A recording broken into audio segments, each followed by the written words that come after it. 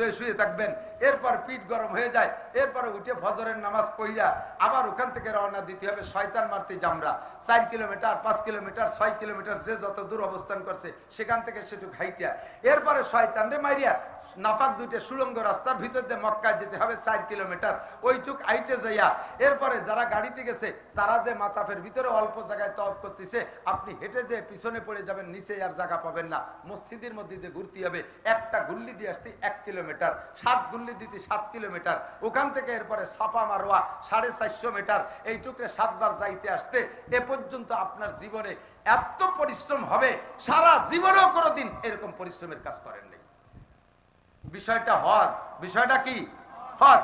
এখন হজ আল্লাহর হুকুম পালন করতে যাইয়া এই পরিমাণ পরিশ্রম হয়ে গেছে বিদায় আপনি জোহর হয়ে গেছে, খাটাখাটি করতে করতে জোহর হয়ে গেছে।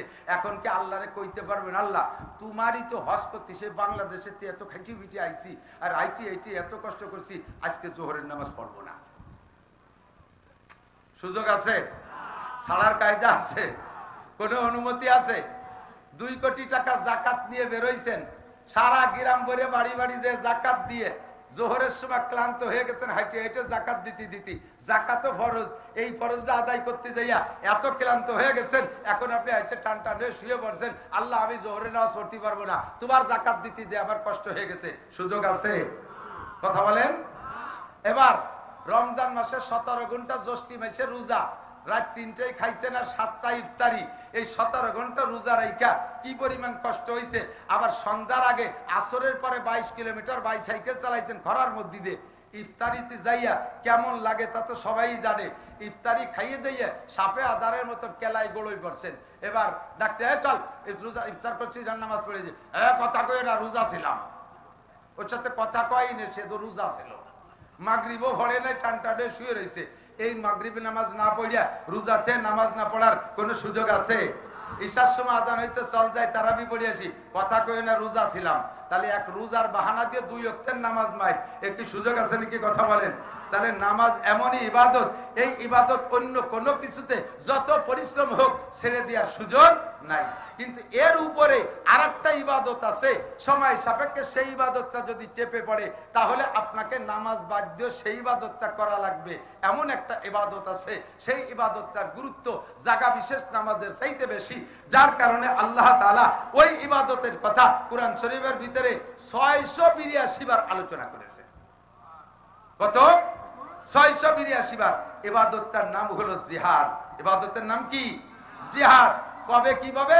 খন্দকের যুদ্ধে যখন যুদ্ধ হতে যাচ্ছে, মক্কা থেকে কাফেররা আসতেছে মদিনার উপরে আক্রমণ করবে, নবী পাক সাল্লাল্লাহু আলাইহি ওয়াসাল্লাম সাহাবায়ে কিরামদেরকে নিয়ে খন্দক খনন করার সিদ্ধান্ত নিলেন।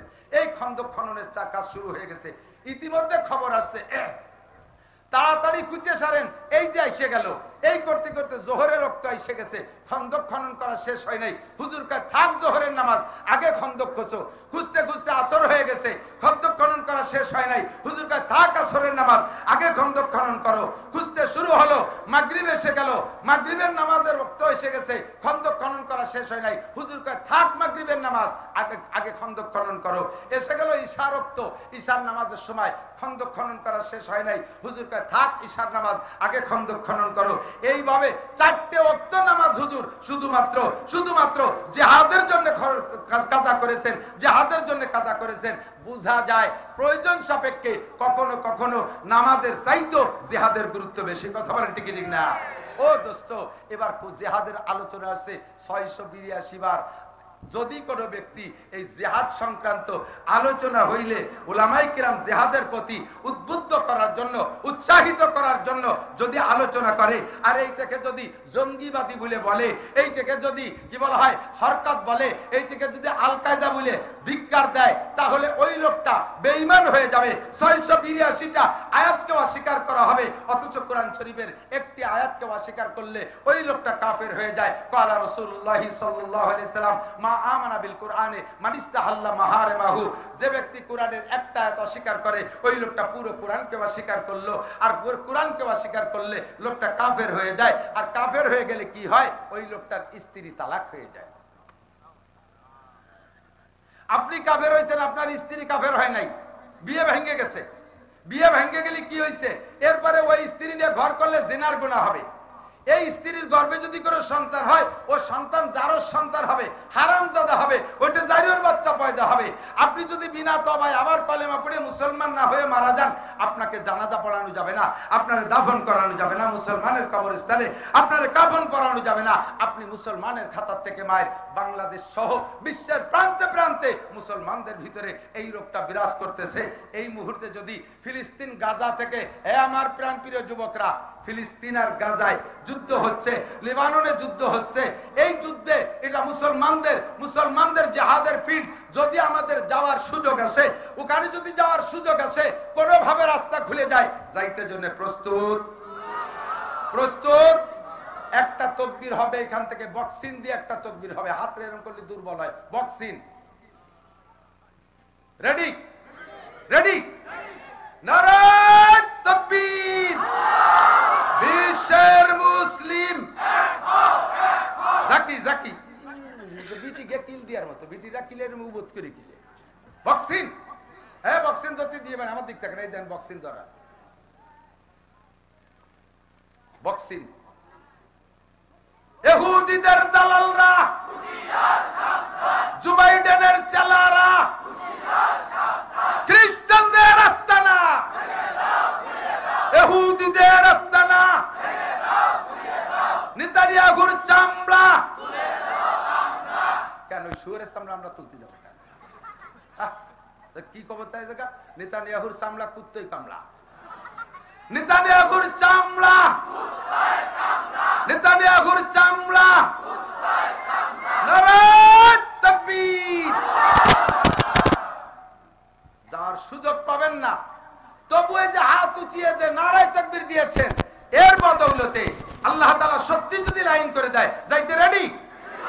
এখনই ব্যাগ আনতে যেতে হবে না, বাড়ি টাকা আনতে যেতে হবে, লুঙ্গি পাল্টাতে যেতে হবে, এই বরাবর এটি চলে যাবো পশ্চিম দিক। রেডি?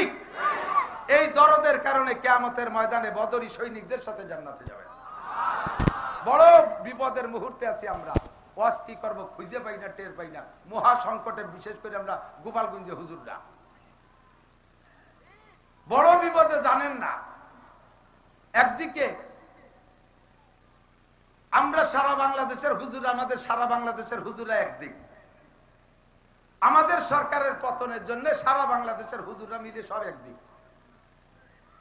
এর কারণে গোপালগঞ্জে আওয়ামী লীগরা আমাকে হুজুরকে বিশ্বাস করে না, কয় যে ইন্দ্রাও তো সেই হুজুরির হুজুর।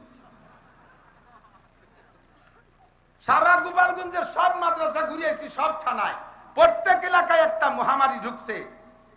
এই বিবেচনা করে মাদ্রাসাগুলোর কালেকশন বন্ধ করে দিচ্ছে।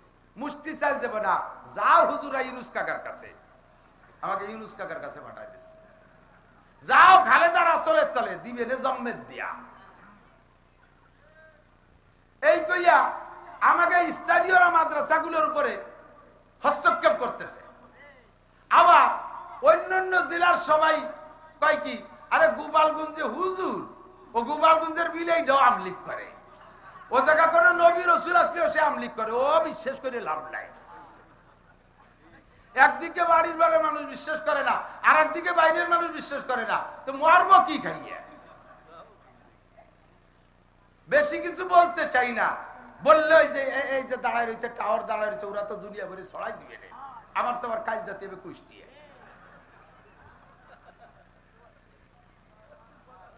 কি করব, মহাবিপদে আছি। রোটাক বাটুস্কুত নবী আলাইহিস সালাম মক্কায় ছেড়ে মদিনায় গেছে, মক্কার মাটির টান জীবন ভরে হুজুরের বুকের মধ্যে ছিল। কথাটা ঠিক না? মদিনায় যায় আল্লাহর হুকুমে, ফিরে ফিরে মক্কার দিক তাকায়।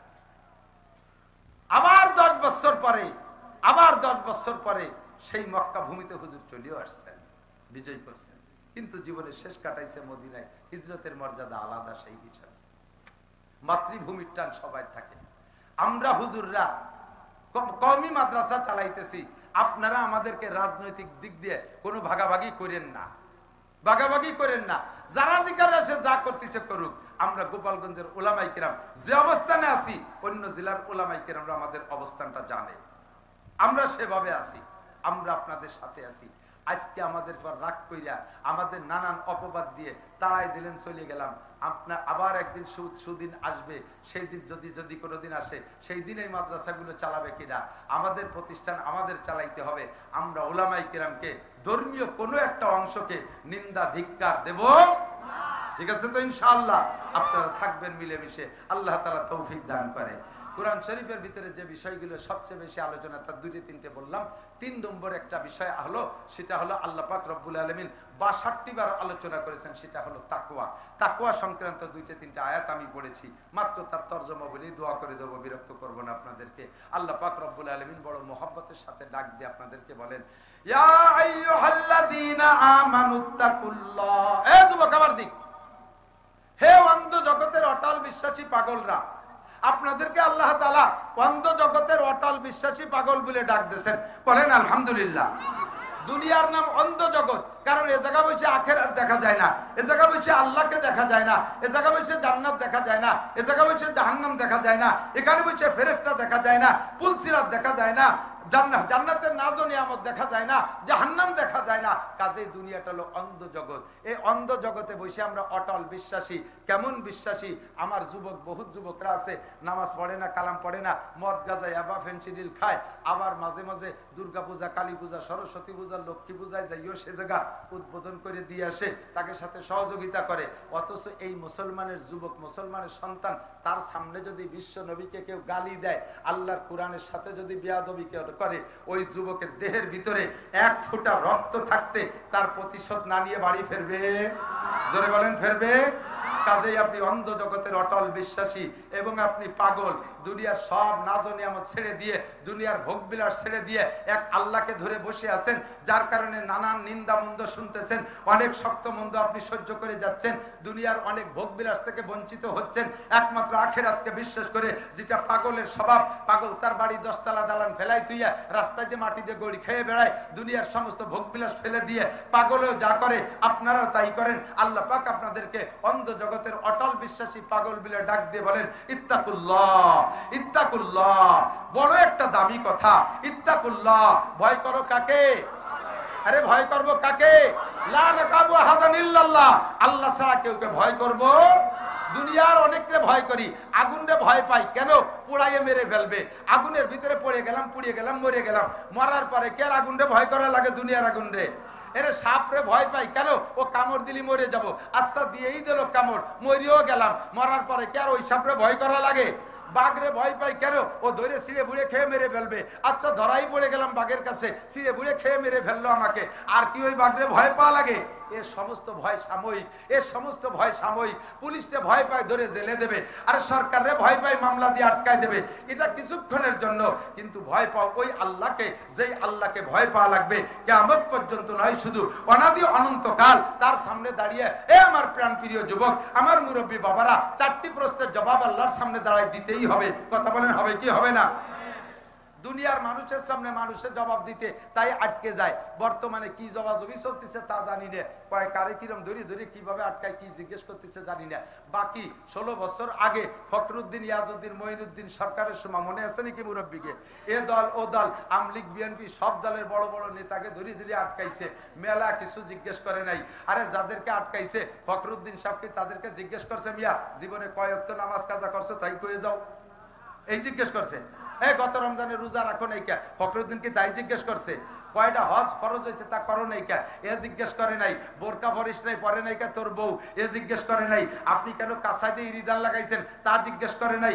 আপনি কেন সুদ খাইছেন তা আপনারা জিজ্ঞেস করে নাই। আপনি কেন কি বলা হয় পরের মাথায় বাড়ি মারছেন তা আপনারা জিজ্ঞেস করে নাই। সব নেতাকে একটা মাত্র প্রশ্ন করছে, আন মালিহি মিন আইনা ইকতাসাবা ফিমা আনফাকা। সিরাগঞ্জি ভাঙ্গা সুটকে নিয়ে ঢাকা আসলে, আর পরে বিশাল ভবনের মালিক হয়ে গেলে, এইটা কোত্থেকে হইলা?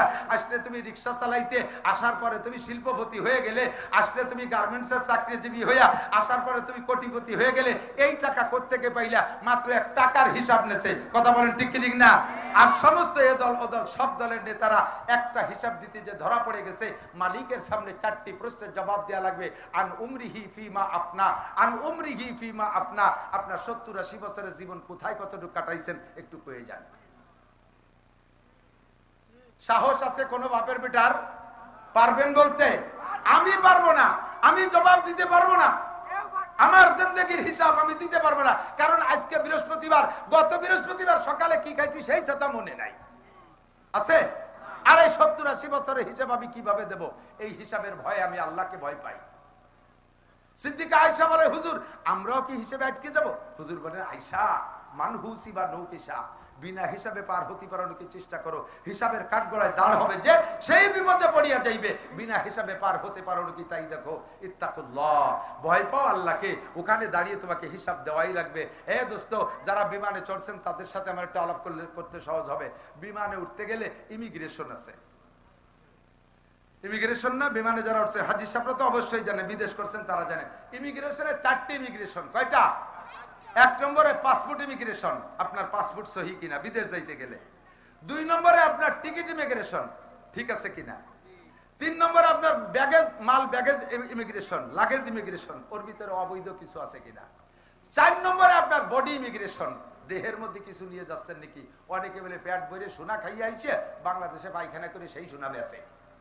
সুবহানাল্লাহ। আমি একবার এই ইমিগ্রেশনে ধরা পড়ে গেছি, আল্লাহু আকবার।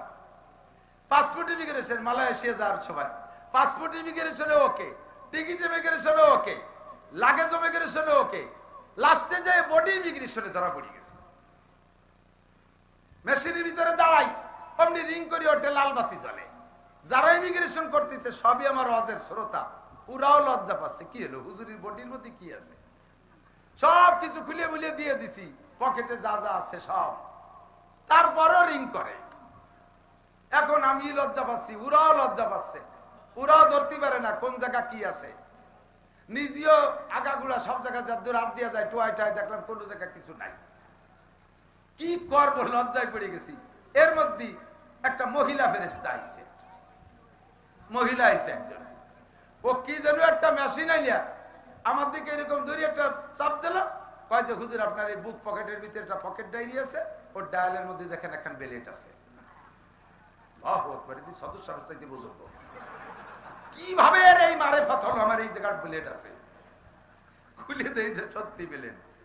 কবে যেন নখ কাটছি, কোন জায়গা থেকে ফেলাতে ফেলাবো, ওর মধ্যে ঢুকাই দিয়েছি, তাই সেই অবস্থা রয়েছে। এর জন্য আমার বডি ওকে না।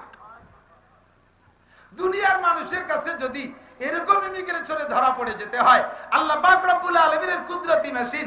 ও যুবক, হাইচে উড়াই দিস না। কবে কোন বাগানে দাঁড়ায় গাঁজা খাইছিস, কোন কলেজের পিছনে দাঁড়ায় দুইজন হাসাহাসি করেছিস, সেদরা সেদরি করছিস, রাত 12টা 1টার পরে কম্বলের তলে যাইয়ে ফেসবুক দেখছিস, সব কিন্তু ইমিগ্রেশনে ধরা পড়ে যাবে, ধরা পড়বে। আর উমরিহি ফিমা আপনা, 4 ইমিগ্রেশনের পরে তারপরে তোমাকে বিমানের গাড়িতে কইরা বিমানে উঠতে দেবে। এটা যদি হয় দুনিয়ার ইমিগ্রেশন, আল্লাহর কাছে তোমার 4টি ইমিগ্রেশনের 1 নম্বর ইমিগ্রেশন আন উমরিহি ফিমা আপনা কারহা বা কলকে ইয়ারি জুমলা রাজ বা খুদা তাজবীর ও হিলা কায়রাওয়াজ। দুনিয়ার সবকিছু সুন্দর, তোমার আখিরাত অসুন্দর কেন?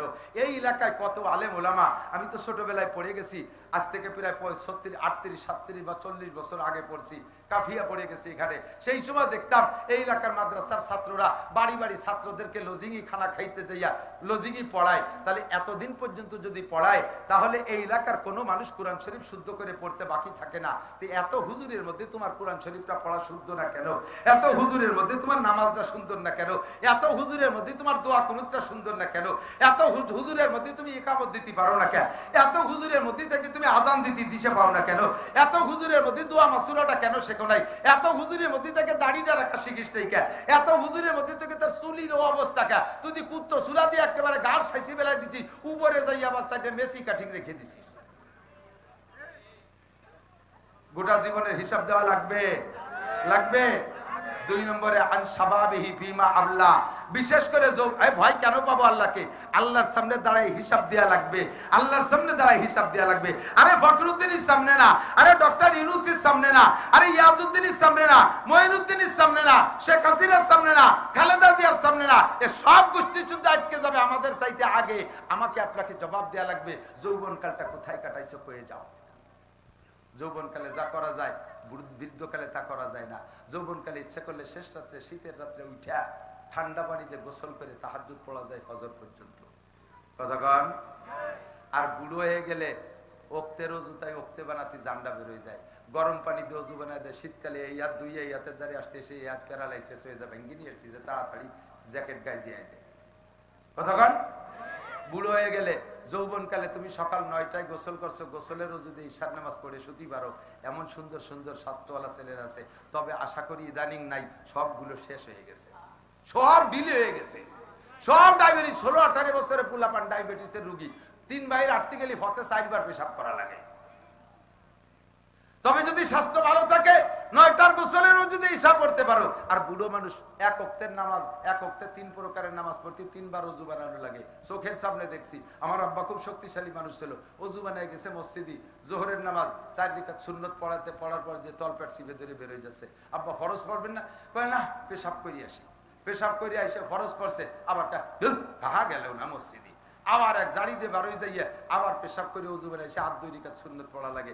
এক ওয়াক্তে 3 প্রকারের নামাজ পড়তে 3 বার অজু করা লাগে। আর যৌবনকালে সকালেও যদি ঈশার নামাজ পড়া যায়, কাজেই যৌবনকালের মেশিনের কাছে আল্লাহ পাকের দাবি বেশি।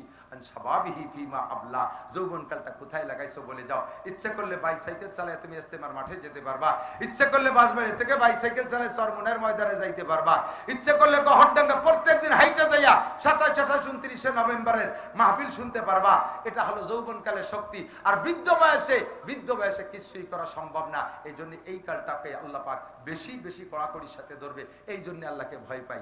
2 নম্বর 3 নম্বর আন মালিহি ইনাকতাসাবা ফিমা আনফাকা, মাল কোত্থেকে কামাই করছো? মোটা মোটা টাকা কামাই করে বাংলাদেশের সোকালারা ভাত পায় না, বাংলাদেশেতে টাকা নিয়ে কানাডা বিল্ডিং বানাইছে। এ কথা কয় না? বিল্ডিং কোন জায়গা বানাইছে? কানাডা। সোকালারা ভাত পায় না, কানাডা বিল্ডিং বানাইছে। যা থাকছে কানাডা বিল্ডিং এর ভিতরে, খালি আমলিগা লাগে দোষ নেয়া। যে সময় যারা সুযোগ পায় তারাই সে কানাডা বিল্ডিং বানায়। কথা কোন ঠিক ঠিক না? সাবধান, সতর্ক থাকতে হবে দোস্ত। কিয়ামতের ময়দানে জবাব দেয়া লাগবে। করে বাসবাড়ি মাদ্রাসায় মসজিদ বানাই দিছো, আজ করলে কি হবে না? ঘুষ খাইয়া কামাই করে কাবা ঘরের গিলাপ দিয়ে দিছো, অর্ধেক নেকিও পাবে না, ঈমান নষ্ট হয়ে যাবে। মিন আইন ইকতাসাবা ফিমা আনফাকা, কোত্থেকে কামাই করেছো, কোথায় খরচ করেছো বলে যাও। 4 নম্বর হলো এইগুলোকে আল্লাহর কাছে জবাব দিতে হবে, সেই ভয় পাই। 5 নম্বর হলো মাজা আমিলা বিমা আলিমা। 2 দিন পর্যন্ত উলামায়ে কিরাম সম্ভবত পাল্টায় পাল্টায় কথা বলছে, যা জীবনে প্রয়োজন সবই হুজুরদের বলা হয়ে গেছে। আমার আপনার জিন্দেগিতে যা দরকার খুঁটে খুঁটে হুজুররা সবই শুনে দিয়েছে। এই জানা কথাগুলোর পর কতটুকু আমল করছো, জবাব দিয়ে যাও। যদি এই জবাবের চিন্তা থাকে, তার নাম হলো ভয়। আল্লাহ পাক রব্বুল আলামিন ইত্তাকুল্লাহ, আল্লাহকে ভয় করো, হাক্কা তুকাতিহি, যেমন ভয় করা দরকার। রব্বুল আলামিন, তাকওয়া তো একটা ইবাদত, শুনেছি সব ইবাদতের প্রতিদান তুমি আখিরাতেও দাও, দুনিয়ায়ও দাও। তাকওয়ার বিনিময়ে তুমি কি দাও? আখিরাত তো পাবোই, তাকওয়ার বিনিময়ে আখিরাত পাবো। দুনিয়ায় তাকওয়ার বিনিময়ে কি আছে? 2-3টে কথা মাত্র বলে দোয়া করে দেব। 1 নম্বরে তাকওয়ার বিনিময়ে আল্লাহ পাক বলেন, ওয়া মাইয়াত্তাকিল্লাহা ইয়াজআল লাহু মাখরাজা ওয়া ইয়ারযুকহু মিন হাইসু লা ইয়াহতাসিব। যারা আল্লাহকে ভয় পায়, যার মধ্যে তাকওয়া আছে, আল্লাহ পাক এই ব্যক্তিকে হাজারো বিপদ থেকে তার কুদরতি হাতে ধরে বাঁচাইয়া দেয়।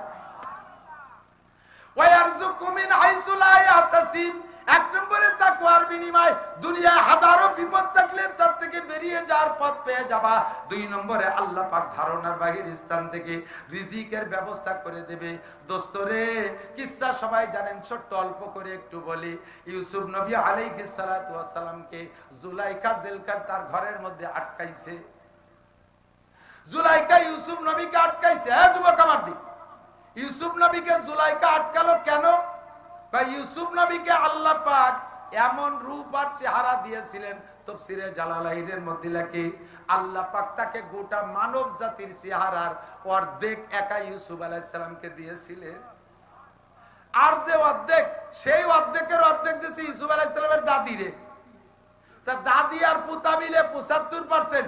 আর যে চাইরে না, তাই সারা দুনিয়া কিয়ামত পর্যন্ত মানুষের জন্য ভাগ হইছে। তারই একটু একটু সবাই ভাগে পাইছি।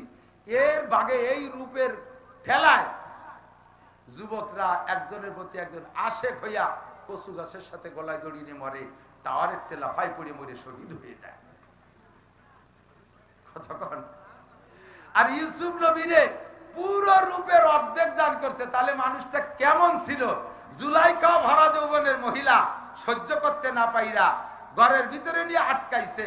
ইউসুফকে তো আল্লাহ তাআলা নবী বানাবেন, যত নবীকে আল্লাহ নবী বানাইছে তাদেরকে আল্লাহ তাআলা যৌবন কাল থেকে না বরক বলেন, শিশুকাল থেকে তাদেরকে সেইভাবে গড়ে উঠাইছে, একটাও গুনার ভিতরে তাদেরকে ঢুকতে দেয় নাই।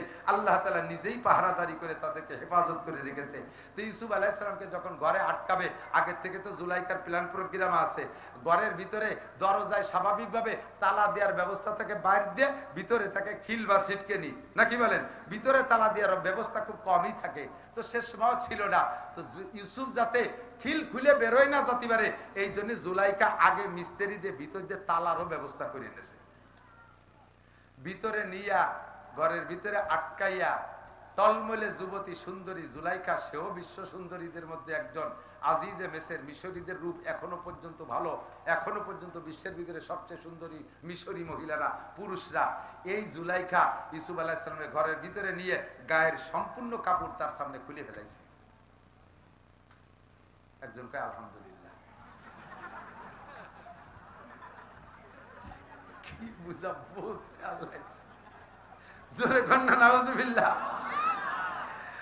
আমার দিক তাকান, এহেন মুহূর্তে নির্জনে কোন মহিলা যদি কোন যুবকরে এত ব্যবস্থা নিজের পক্ষ থেকে করে নিয়া এমন একটা পরিস্থিতি সামনে তৈরি করে, ইমান ঠিক রাখা কত কঠিন।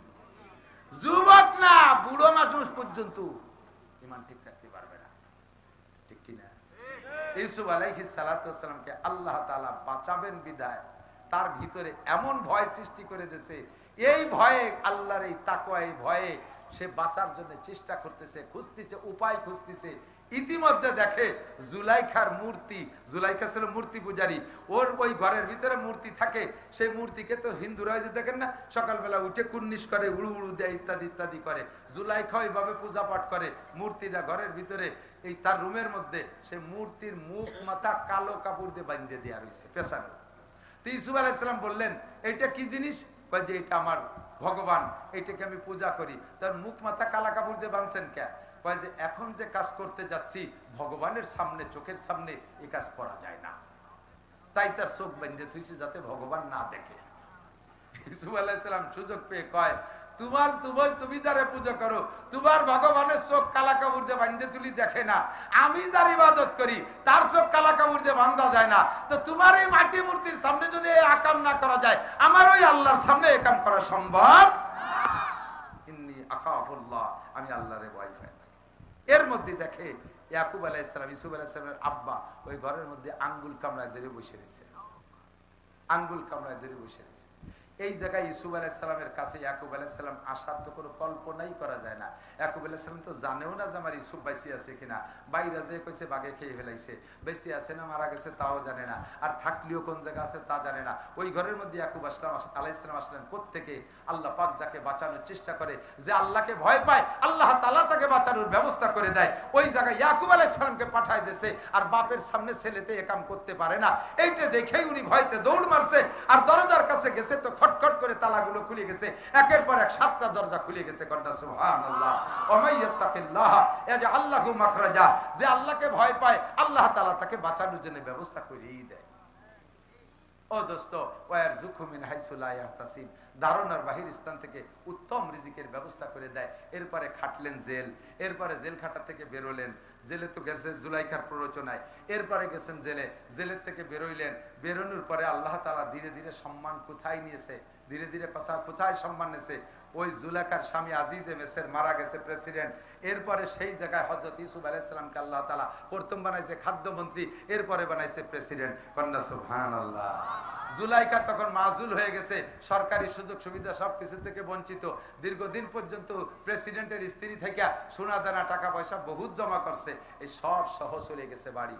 বাড়ি যাইয়া এবার এখনো পর্যন্ত ইউসুফ আলাইহিস সালামের মোহাব্বত ছাড়তে পারে নাই, ইউসুফের মোহাব্বত ছাড়তে পারে নাই। ইউসুফ আলাইহিস সালাম তখন তো প্রেসিডেন্ট, এখন জুলাইখা বুড়ো অতি অতি অতি অতি কুজো হয়ে গেছে, চোখের এই পর্দা ঝুলিয়ে এসে চোখও বন্ধ হয়ে গেছে, চোখেও দেখে না, গায়ের চামড়া গরুর গলার মতো ঝুলিয়ে গেছে, হাতের চামড়া এরকম লম্বা হয়ে গেছে, এতখানি ঝুলিয়ে গেছে, কুজো হয়ে গেছে।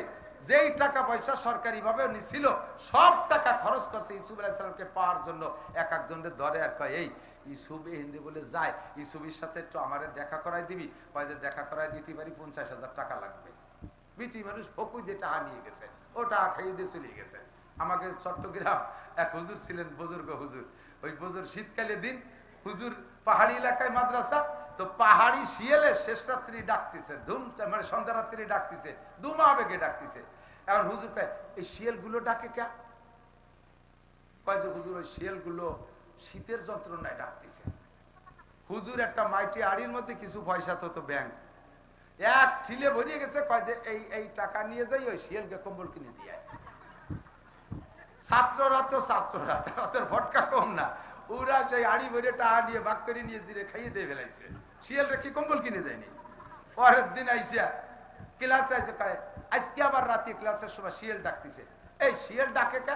তোরা কম্বল দিস নেই? কয় যে শকর আদায় হতেছে। আজকে ডাকে মানে শকর আদায় হতেছে, কম্বল পাইয়ে কানে আলারে এভাবে মারিয়ে খাইয়ে যায়। আমাদের বাংলাদেশে এরকম শিয়াল আছে না নাই? কথা কন। মাননীয় প্রধানমন্ত্রী বস্তা ভরে ভরে টাকা দিয়েছে, শিয়ালরা সব টাকা খাইয়ে কানাডা বাড়ি বাড়াইয়া আজকে গোষ্ঠী শুদ্ধ বিপদে ফেলাই দিয়েছে। কথা কন ঠিক? নেত্রীরে অত দোষ দিতে পারি না। তো জুলাইখার টাকা এইভাবে শিয়ালের খাদেমরা খাতি খাতি সব খেয়ে শেষ করে বেড়াইছে। জুলাইখার নিজস্ব বাড়ি নাই, রাস্তার পাশে ছোট্ট একটা ঝুপড়ি করে থাকে।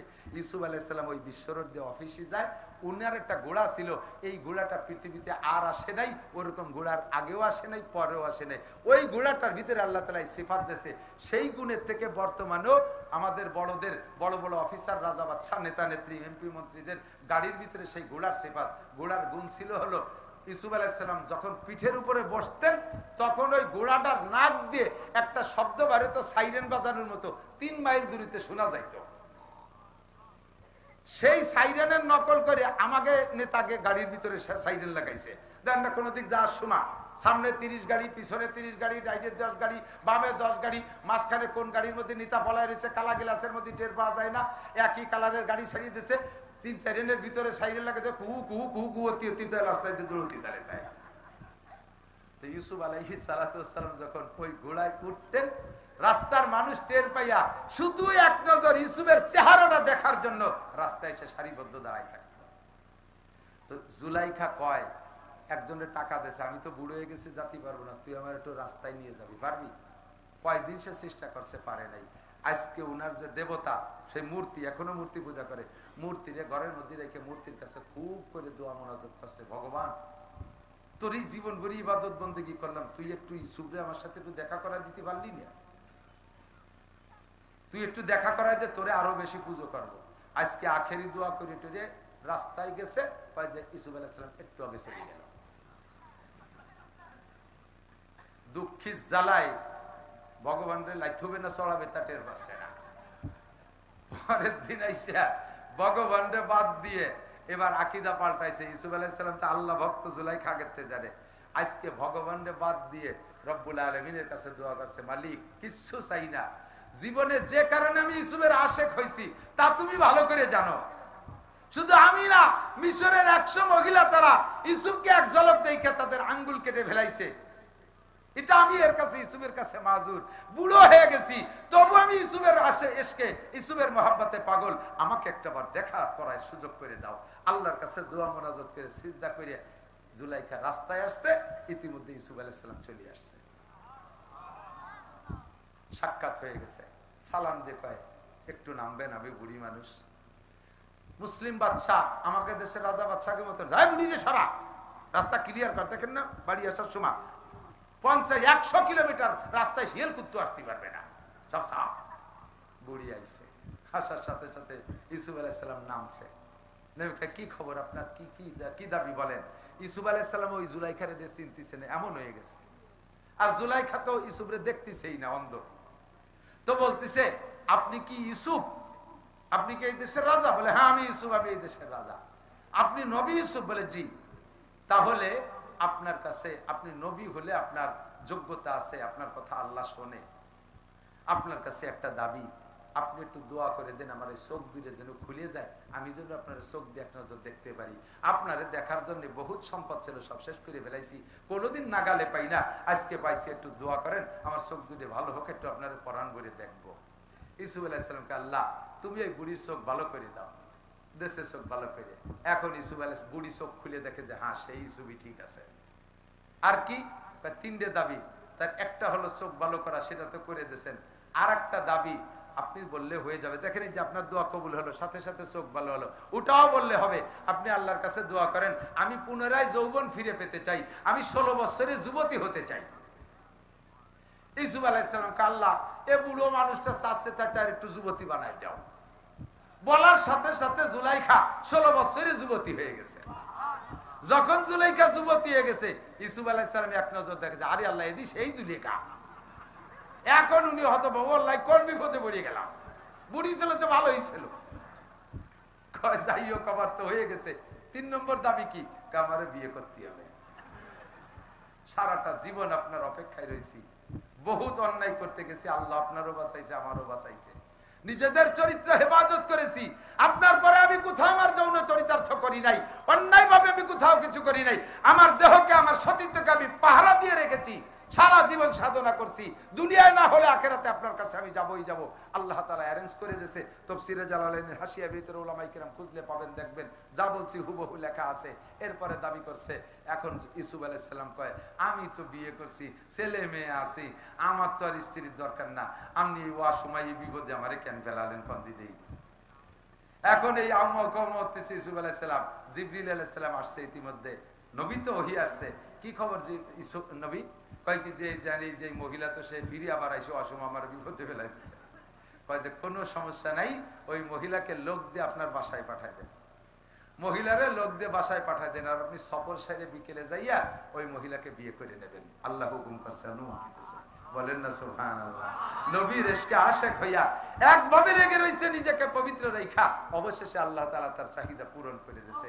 এখন ওই মহিলাকে লোক দিয়ে যখন বাড়ি পাঠাইতেছে, ইউসুফ আলাইহিস সালামের বাড়ি, মহিলাকে ইউসুফ নবীর বাড়ি যার আগে আমার ওই ঝুপড়ির মধ্যে একটু জাতি হবে, ঝুপড়ির মধ্যে একটু জাতি হবে।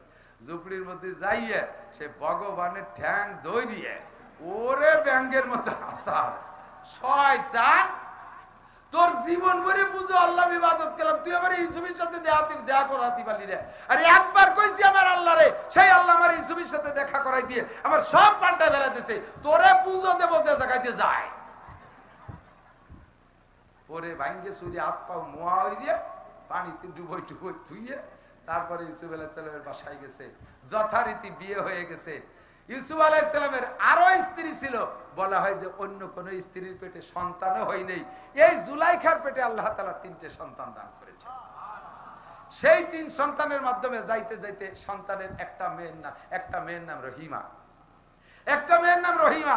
ওই রহিমাকে আল্লাহ তাআলা আবার বিয়ে করাই দিয়েছে হযরত আইয়ুব আলাইহিস সালামের সাথে। সেই আইয়ুব আলাইহিস সালামকে 18 বছর পুকার বাসাটা খেদমত করছে এই রহিমা, বংশীয় ভাবে নবীর বংশ। রহিমার বাপ ইউসুফ আলাইহিস সালাম, ইউসুফ আলাইহিস সালামের বাপ ইসহাক আলাইহিস সালাম, ইসহাক আলাইহিস সালামের বাপ কি বলা হয় ইব্রাহিম আলাইহিস সালাতু ওয়াস সালাম।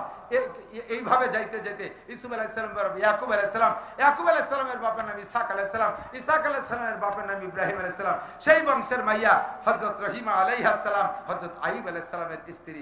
দোস্তরে বলতে চাইছি, ওমাইয়াত্তাকিল্লাহ ইয়াজআল লাহু মাখরাজা, যদি কেউ আল্লাহকে ভয় পায় আল্লাহ তাআলা তাকে এই জাতীয় মহা বিপদ থেকে ভয় করে। ও যুবক, গুনাহ থেকে বাঁচতে হলে তুমি আল্লাহর ভয়টা অন্তরে রাখো। বলছি কিনা মনে নাই, বললে আবার বলি। সেদিনকে ফরিদপুর মাহফিল করে আসছি, গত বছর 2 আগে ফরিদপুর একটা মাহফিল করছি। মাহফিলের ভিতরে আমাকে খেদমত করছে একটা যুবক, ফিসফিসে পাতলা দাড়ি, মাথায় পাগড়ি, মাথায় পাগড়ি, গায়ে লম্বা জুব্বা, কি যে তার বিনয়ী ভাষা, আমি আশ্চর্য হয়ে যাচ্ছি। অবশেষে আমি বললাম, বাবা তুমি এত ভালো, খুব খুশি হয়ে গেছি। খানা দানা শেষে বিদায় নেওয়ার সময় ছেলেটা বলতেছে, হুজুর আপনি তো আবার খেদমত নিলেন, আমিও খেদমত করে খুশি হয়েছি, কিন্তু আমার পরিচয়টা তো নিলেন না। তো বলো, আমি তো মনে করছি তুমি খাবাসপুর মাদ্রাসার ছাত্র।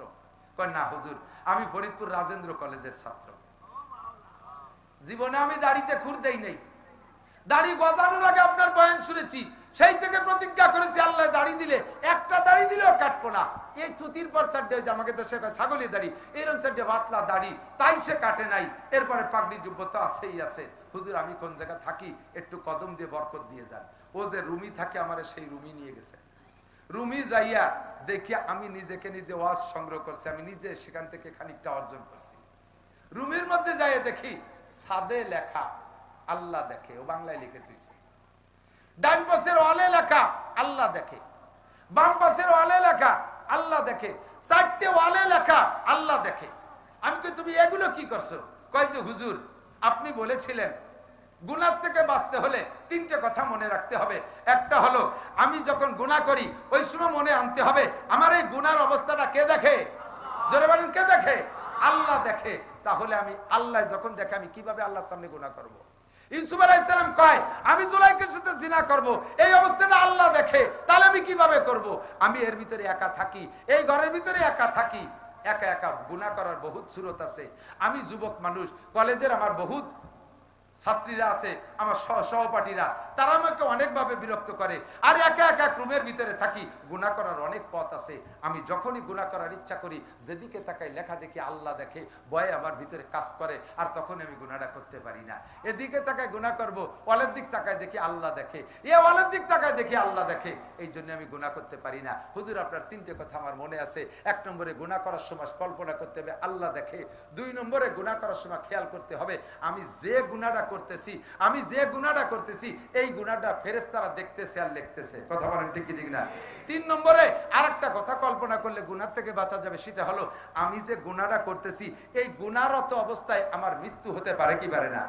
গুনাহরত অবস্থায় আমার মৃত্যু হতে পারে। মদ গালে দিছি এই অবস্থায় মরতে পারি, সিগারেট টানতেছি এই অবস্থায় মরতে পারি, আমি সুদে টাকা হাতে নিচ্ছি ওই অবস্থায় মরতে পারি, টেলিভিশন দেখতেছি ওই অবস্থায় মরতে পারি, রাতের বেলা কানে খিল লাগায় মমতাজের গান শুনতেছি, ওই শোনার ভিতরে গম হয়ে গেছে, ওর মধ্যে আমি মরে যেতে পারি। তাহলে যে হালাতে মরতেছি ওই হালাতটা আল্লাহ পাক রব্বুল আলামিন দেখতেছে, ফেরেশতারা। আমার এই অবস্থাটা গুনার অবস্থাটা যদি আল্লাহ দেখে আমি কিভাবে আল্লাহর সামনে করব?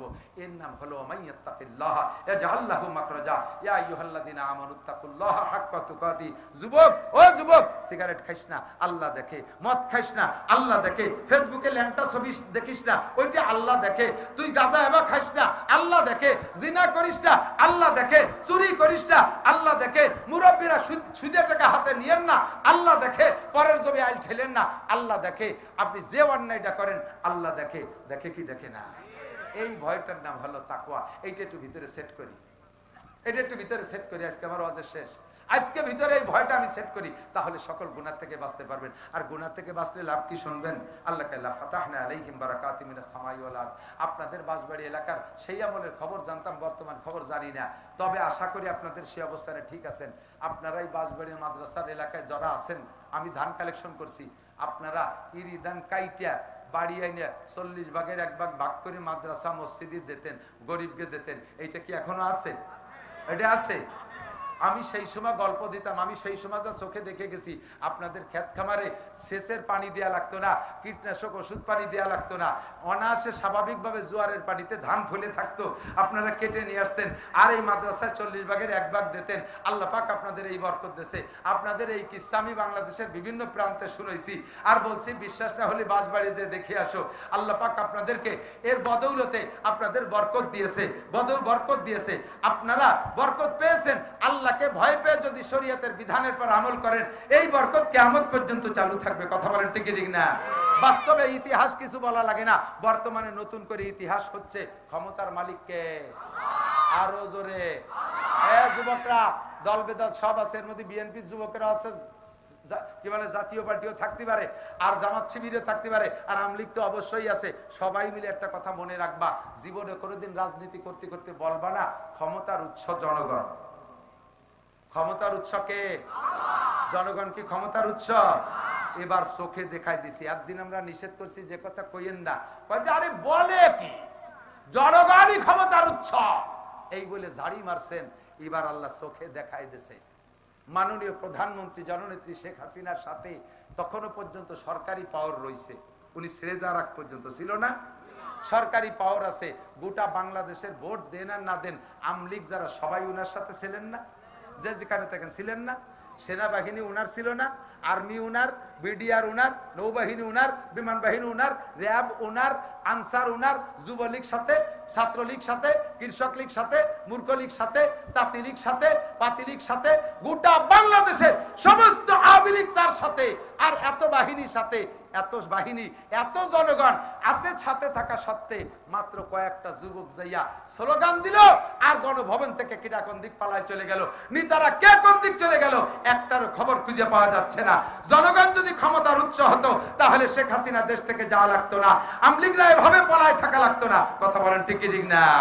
প্রমাণ করে দিয়েছে জনগণ ক্ষমতার উৎস না, ক্ষমতার উৎসকে যারা এই আওয়ামী লীগ লাগে ঠগাইতে পাইরা এখন তোমরা বিভিন্ন প্রকার দুর্নীতি করতেছো।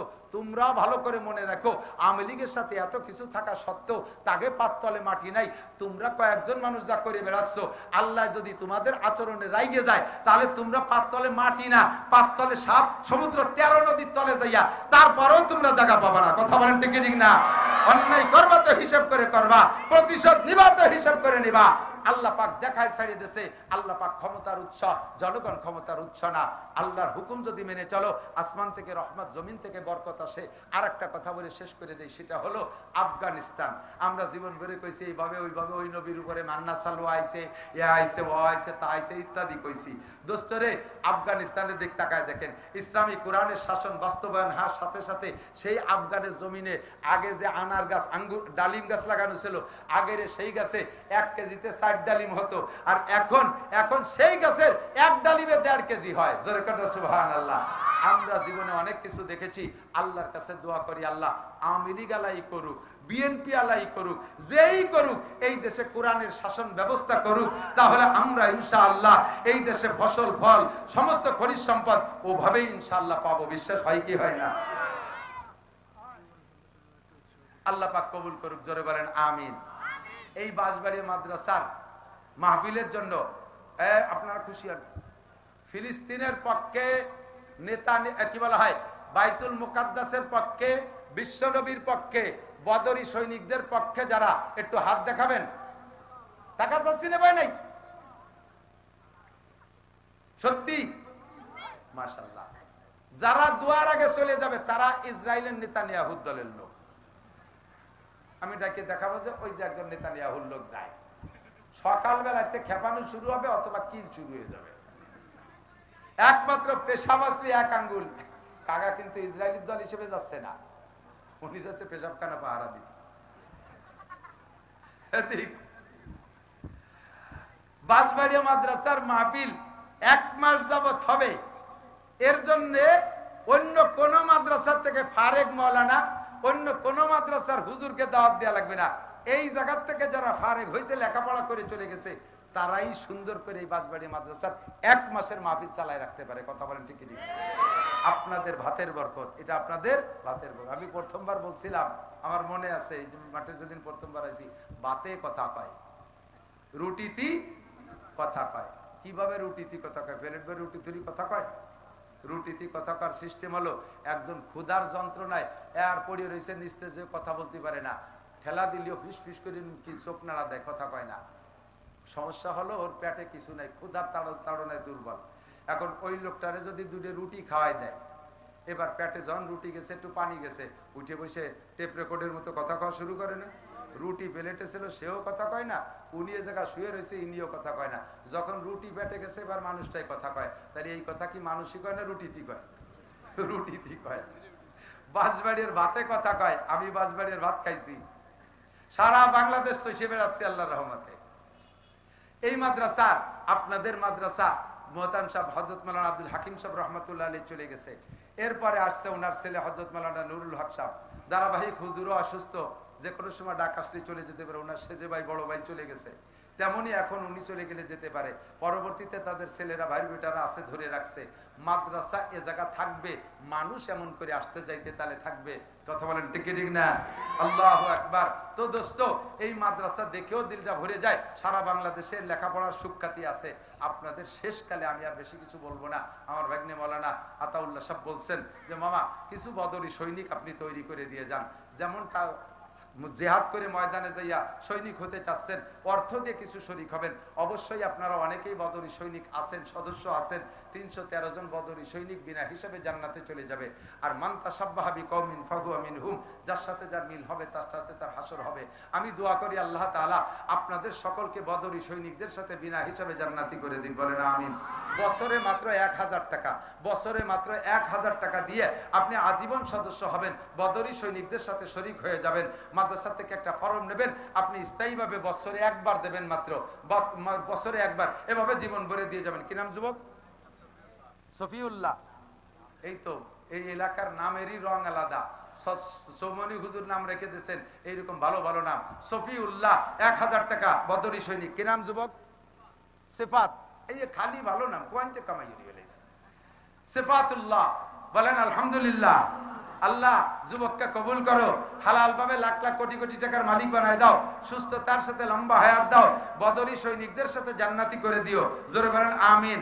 আছেন কেউ দোয়া নেবেন 1000 টাকা দিয়া? কি নাম মুরব্বী? কি নাম চেনেন? রকিবুল্লাহ, রফিকুল ইসলাম। আপনি এসে যারা নাম লেখাইছেন অবশেষে এসে কার্ড দিয়ে দেবেন, ফর্ম দিয়ে দেবেন। কি নাম যুবক? হ্যাঁ, জসিম উদ্দিন। আল্লাহ কবুল করেন, ঠিকানা লেখাই দিয়ে পরে ফর্ম নিয়ে যাবেন। আর কে আছেন 1000 টাকা, বছরে 1000 টাকা? আল্লাহ তাআলা কার টাকা কবুল করছে? কোনো কিসসা কাহিনী আমি কই নাই, এ মর্মে কোনো আলোচনাই করি নাই। ওয়া তাআওয়ানু আলাল বিররি ওয়াত তাকওয়া ওয়ালা পাককে বিশ্বাস করেন, পরকালকে বিশ্বাস করেন, আপনার জন্য পাথেও সংগ্রহ করে রেখে যান, সদকায়ে জারিয়া চলতে তালে থাকবে। এই মাদ্রাসায় যত আলেম ফারেক হবে, লেখাপড়া যত করবে, আমলনামা আপনার আমলনামায় তার নেকি যেতে থাকবে। মুহাব্বতের সাথে বছরে 1000 টাকা। আর কোন আল্লাহর বান্দা একটু দোয়া করে দেই, আল্লাহ হালাল ভাবে অনেক টাকার মালিক বানায় দেবে, সুস্থ তার সাথে লম্বা হায়াত দান করবে, আল্লাহ হজ করার তৌফিক দান করবে। আছেন কোন আল্লাহর বান্দা? কি নাম যুবক? ইলিয়াস, ইয়াসিন। কি নাম মুরব্বী? আব্দুল মুক্তাদের। কি নাম? বাচ্চু, বাচ্চু শেখ। কি নাম? জাকারিয়া। আল্লাহ দান কবুল। কি নাম? আজিজুর, আজিজুর রহমান। আর কে আছেন? আল্লাহ দান কবুল করেন, এনাদের হায়াতে তয়বা বাড়াই দেন, আল্লাহ অনেক দিন বাঁচায় রাখেন, যতদিন বেঁচে থাকবে অতদিন আমরা টাকা পাবো, এই জন্য মেলা দিন বাঁচায় রাখেন। সবাই বলেন আমিন। এটা তাড়াতাড়ি মরে গেলে তো আমাকে চান্দা শর্ট হয়ে যাবে, এই জন্য দোয়া করে দিলাম হায়াতের। আর কেউ আছেন হায়াতের দোয়া নেবেন? এই যে কইছে মুরব্বী। কি নাম? মান্না শেখ। কি নাম? পান্না। কি নাম? লায়েক শেখ। কি নাম? ফায়েক শেখ। আল্লাহ কবুল করেন, হায়াতে তয়বা দারাজ করেন, অনেক টাকার মালিক বানায় দেন। আর কে আছেন? এই পাশে একটু কম উঠেছে, আপনাকে বাড়ি আমাকেও দিক নাকি? একটু বলেন কে আছেন? 1000 টাকা। রহিমা খাতুন। রহিমা বিনতে না যাও যে, কি বলবো, স্বামীর নাম বা বাপের নাম? নিসারউদ্দিন, ওনার স্ত্রী, মেয়ে, আপনার মেয়ে। মাশাআল্লাহ, তাই তো বলছি যে বাপের নাম বাপ, স্বামীর নাম বলতে হয়, বাপের নাম। আল্লাহ কবুল করেন, বলেন আমিন। আল্লাহুম্মা সাল্লি আলা মুহাম্মদ, আল্লাহুম্মা সাল্লি আলা মুহাম্মদ। কারেন্ট চলে গেছে, আলহামদুলিল্লাহ। ইন্না লিল্লাহ, ইন্না লিল্লাহ।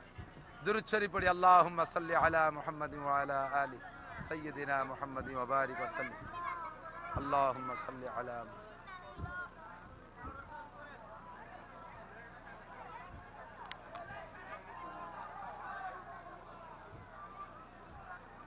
আপনারা পল্লী বিদ্যুতের সাথে আগে একটু যোগাযোগ করে নিন, যাতে আজকে 2 দিন লোডশেডিং এদিক না দেয়, পল্লীরা করে দেয়।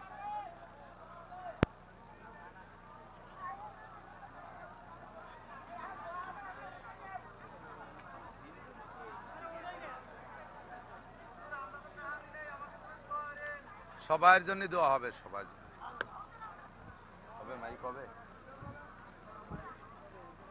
বসেন, দোয়া করে দিচ্ছি, বসেন। মাইক ছাড়া বাংলায় দোয়া হবে, বসেন। আল্লাহুম্মা সাল্লি আলা মুহাম্মদ ওয়া আলা আলি সাইয়্যিদিনা মুহাম্মদ ওয়া বারিক ওয়া সাল্লিম। আল্লাহুম্মা সাল্লি আলা মুহাম্মদ। আলহামদুলিল্লাহ, আলহামদুলিল্লাহ। বসি বসি বসি। আর কোন আল্লাহর বান্দা আছেন 1000 টাকা বছরে? ওই যে মুরব্বী দাড়ি পাকা, দেখেন। কি নাম? ওমর ফারুক, আলী আকবর। আল্লাহ কবুল করেন, বলেন আমিন। আর কোন আল্লাহর বান্দা আছেন হায়াতের দোয়া করব? কি নাম? হ্যাঁ, ওমর আলী খান, আল্লাহ কবুল করেন। হযরত ওমর রাদিয়াল্লাহু আনহুর সাথে জান্নাতি করেন। কি নাম যুবক?